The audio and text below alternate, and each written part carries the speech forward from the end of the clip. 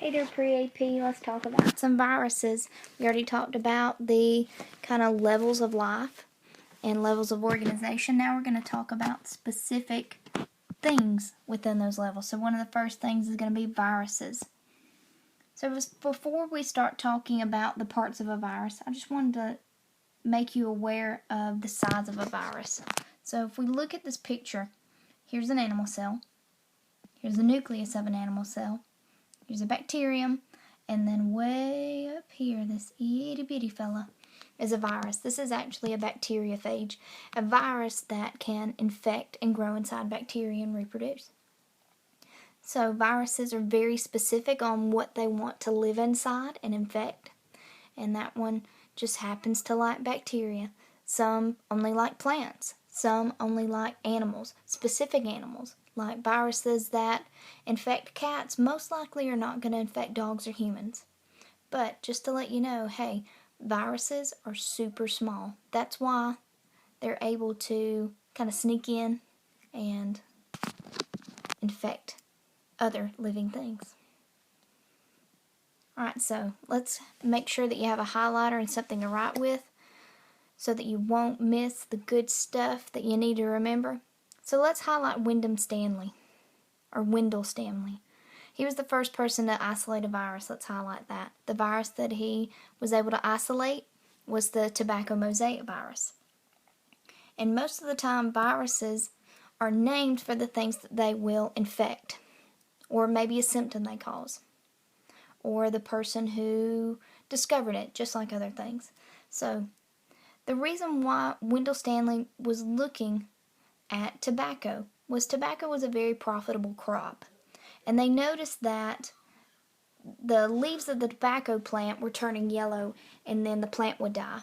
Well, if you're a farmer and that's your living, you have to, start looking and saying, hey, somebody needs to find out why my profitable crop is not living anymore. The leaves are turning yellow, the plants are dying, and I'm losing money and I need to feed my family.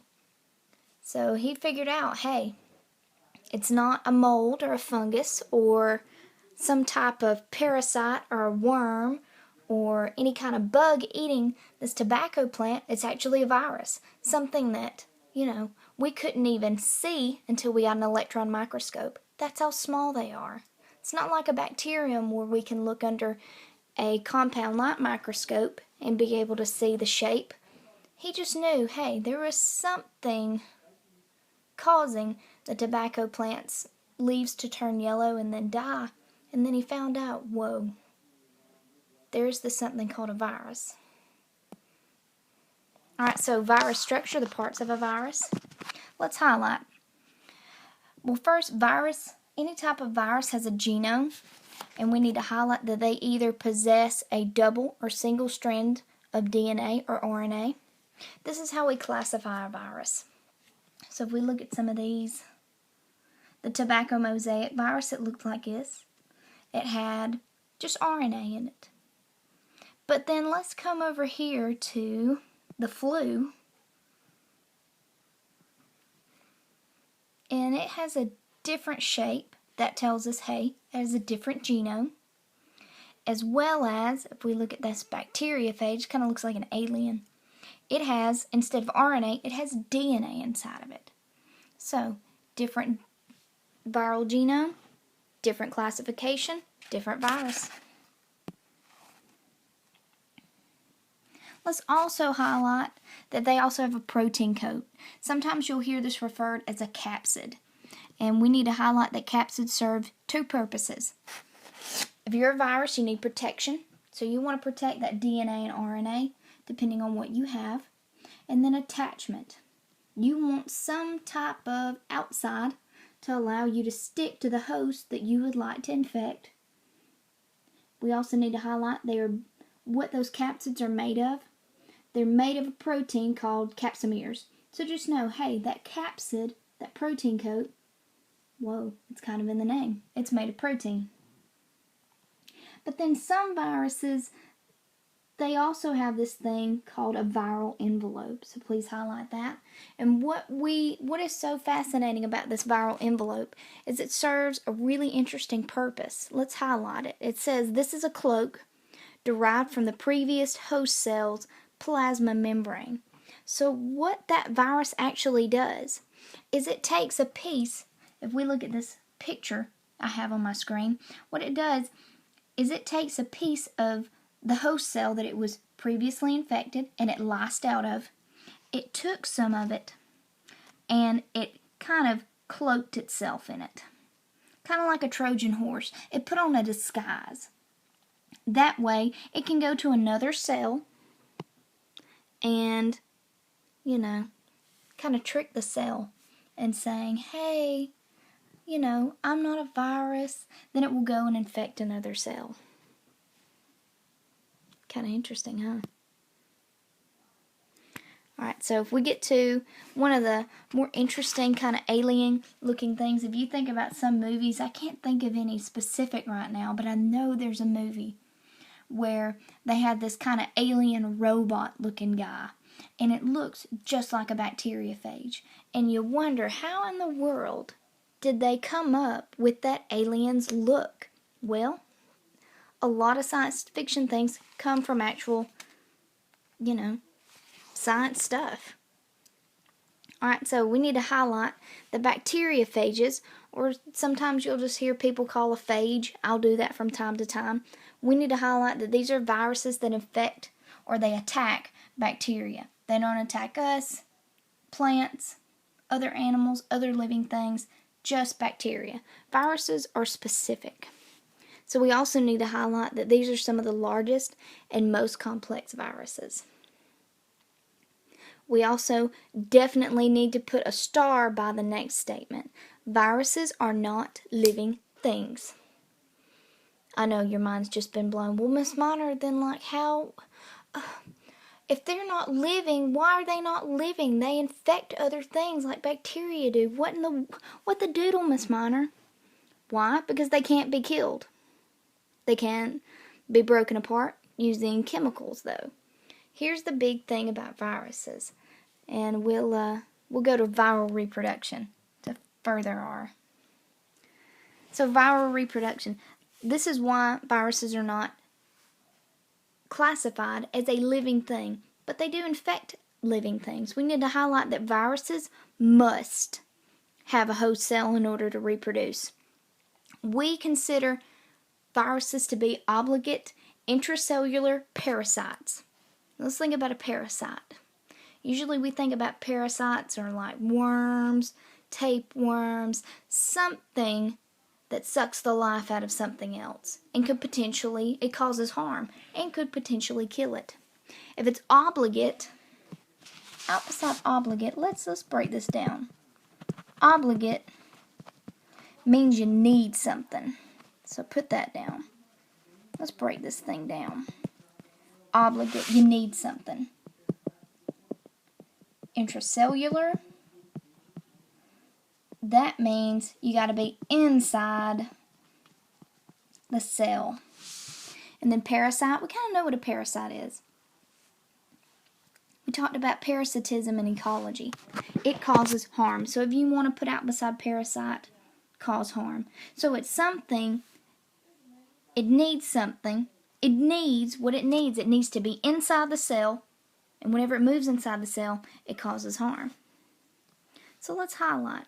As the name indicates, viruses must get inside the host cell in order to reproduce. They need something. They need to be inside a cell. Otherwise, they have no cozy place or any type of environment to be able to reproduce and make copies of itself. So let's also highlight that all viruses have a host range. But before we do that, let's go back to big letter B. Again, viruses need to use the host cell's ribosomes and enzymes to make new DNA and RNA. Viruses don't have their own ribosomes. They're parasites. They kind of leech off of other cells, whether that's a plant cell, a bacteria cell, an animal cell. They got to kind of bum off and leech off our ribosomes so they can either make more DNA or RNA. And all viruses have a host range. Let's highlight that. These are the things that the virus can attack. Like I said, if you're a virus, you either infect bacteria, plant, or some type of animal.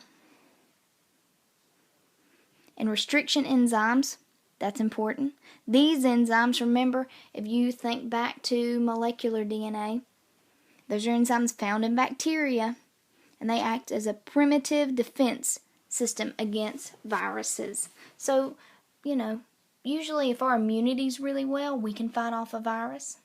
If, it wants to infect a bacteria, it's got restriction enzymes to go in there and kind of karate chop and cut them up into millions of pieces.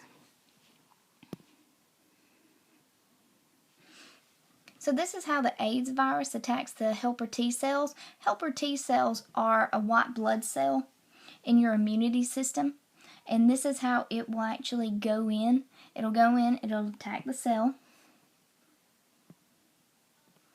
It will kind of make reverse transcription, or it'll take that reverse transcriptase, and it will make and bum off our helper T cells, make more copies of the virus, and then send them on out.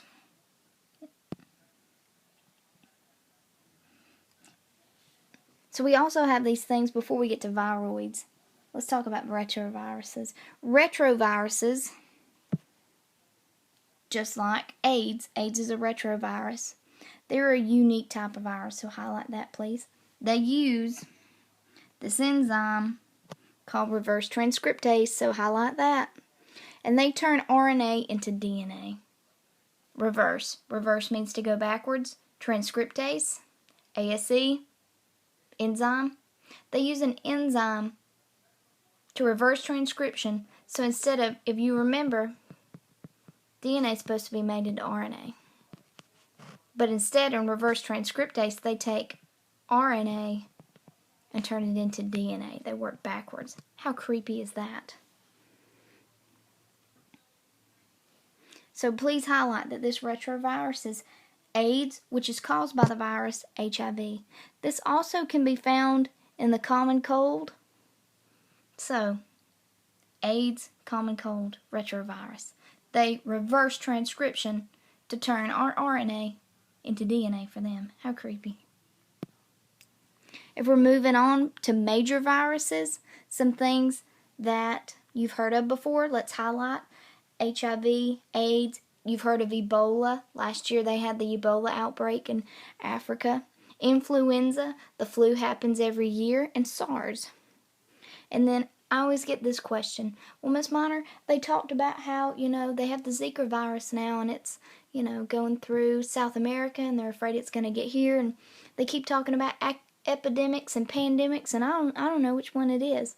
So let's highlight that, please. Epidemics are big outbreaks in one area, in one country, in one region of the world. If something turns into a pandemic, that means that it is a global outbreak.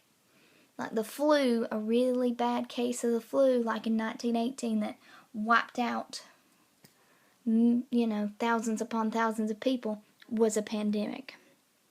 Also highlight plant viruses. There are over 2,000 known.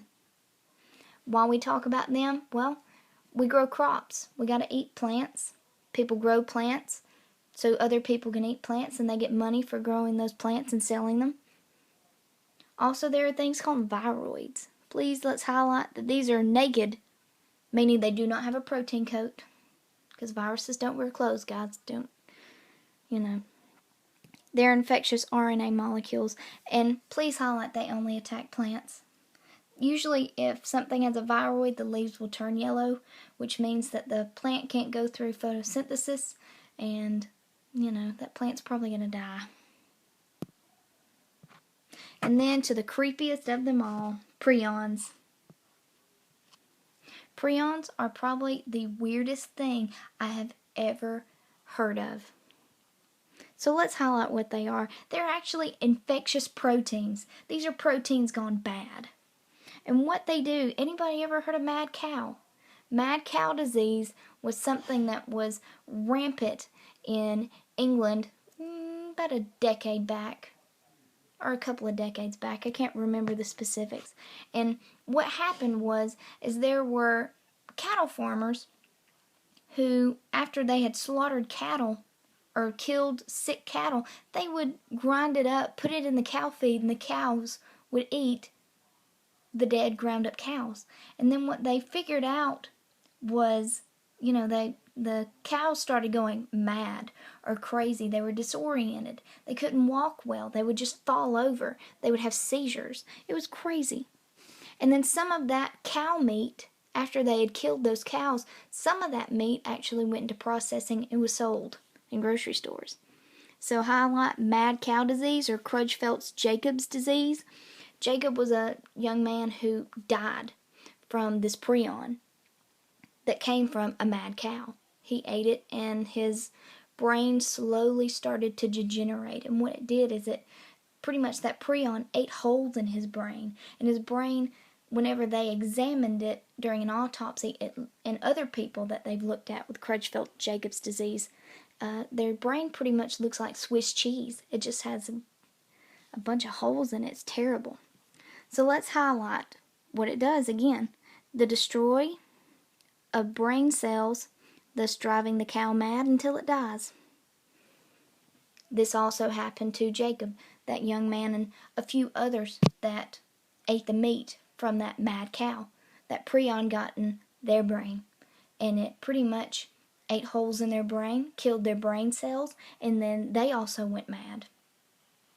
So, that's it for viruses and viroids and prions. I hope you enjoyed it, and I guess I'll see you tomorrow.